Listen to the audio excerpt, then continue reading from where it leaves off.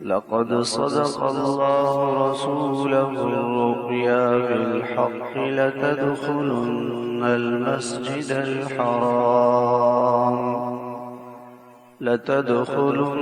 المسجد الحرام إن شاء الله آمنين محلقين رؤوسكم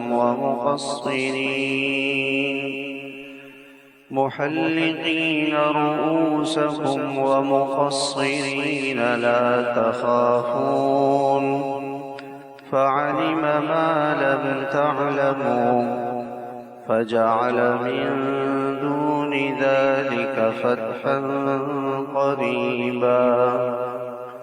هو الذي أرسل رسوله بالهدى ودين الحق ليظهره على الدين كله وكفى بالله شهيدا.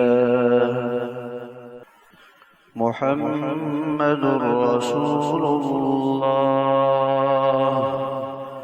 والذين معه أشداء على الكفار رحماء بينهم تراهم ركعا سجدا يبتغون فضلا من الله ورضوانا سيماهم في وجوههم من أثر السجود ذلك مثلهم في التوراة ومثلهم في الإنجيل كزرع أخرج شطأه فآزره فاستغلظ فاستوى على سوقه يعجب الزراع ليغيظ بهم الكفار.